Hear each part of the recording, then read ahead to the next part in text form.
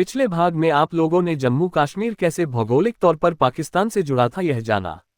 आइए अब जानते हैं आर्थिक दृष्टि से जम्मू कश्मीर कैसे पाकिस्तान से जुड़ा था। कश्मीर पाकिस्तान में शामिल होना संभव समझा गया था क्योंकि पाकिस्तान का हिस्सा बनने वाले क्षेत्रों के साथ जम्मू कश्मीर के संबंध अत्यधिक महत्वपूर्ण थे।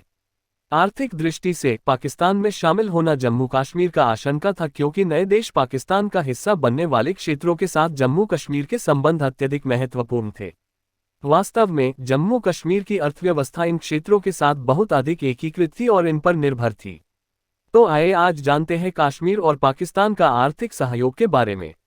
मैं कोशिश कर रहा हूं कश्मीर के बारे में आप लोगों को विस्तार से बताने को, इसलिए वीडियो लंबा हो रहा है और आप लोगों को बोरिंग वीडियो भी लग सकता है, इसलिए मैं आप लोगों से माफी मांगता हूं क्योंकि वीडियो लंबा हो रहा है।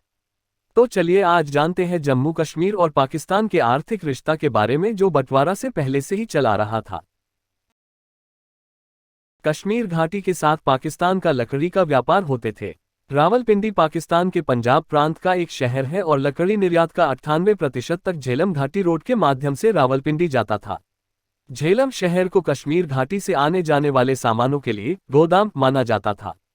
झेलम शहर झेलम नदी के पश्चिमी तट पर स्थित एक शहर है जो पाकिस्तान के पंजाब के उत्तर में झेलम जिले में स्थित है। जम्मू कश्मीर की लकड़ी का निर्यात झेलम और चिनाब नदियों के जरिए पाकिस्तानी पंजाब में नीचे की ओर बहता था। समान रूप से इन नदियों के मुख्य जल स्रोत जम्मू कश्मीर से नीचे की ओर पाकिस्तानी पंजाब नहर प्रणाली में महत्वपूर्ण जल प्रवाह को नियंत्रित करते थे। जम्मू शहर या रावलपिंडी से रेल द्वारा जम्मू कश्मीर से माल को पश्चिमी रेल नेटवर्क पर कराची ले जाया जाता था, जो रियासत का पारंपरिक बंदरगाह था।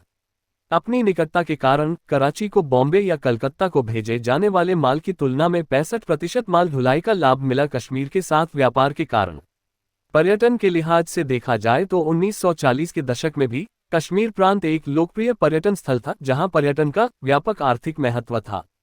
1940 में जम्मू कश्मीर प्रांत के लगभग सभी 29,292 टूरिस्ट में से 8,367 यूरोपीय और 20,925 भारतीय शामिल थे।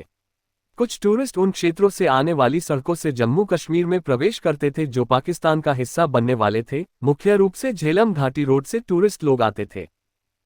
भौगोलिक और आर्थिक कारणों से कश्मीर पाकिस्तान में शामिल होने का संदेह होना लाजमी था। यह तब भी संभव लग रहा था जब जम्मू कश्मीर सरकार ने विभाजन से ठीक पहले पाकिस्तान सरकार के साथ स्थिर समझौते की मांग की और उस पर सहमति जताई। लेकिन यह स्थिर समझौता क्या था?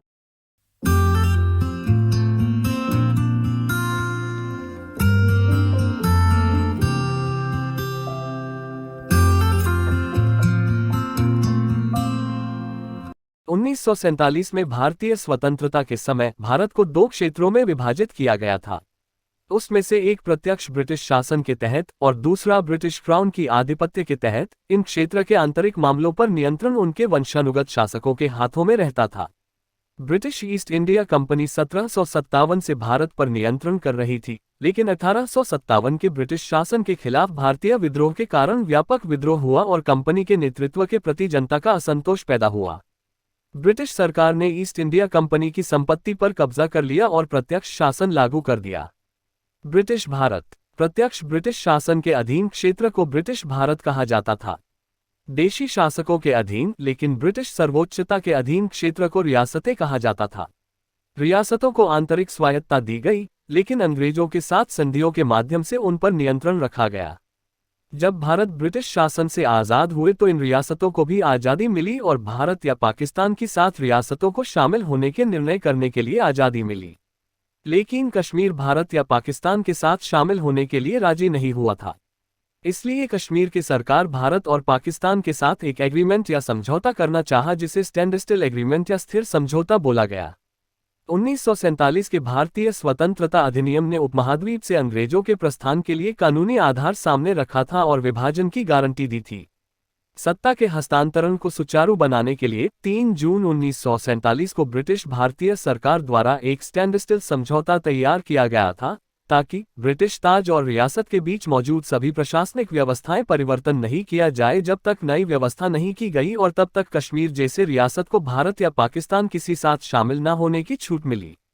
लेकिन इस एग्रीमेंट पे भारत और पाकिस्तान दोनों का साइन या हस्ताक्षर का जरूरी था।